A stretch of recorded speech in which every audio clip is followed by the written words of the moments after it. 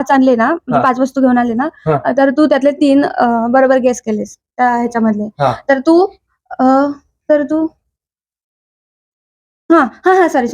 जर तू 5 आधी तू कन्फर्म कर, नंतर मग मला पण सांग.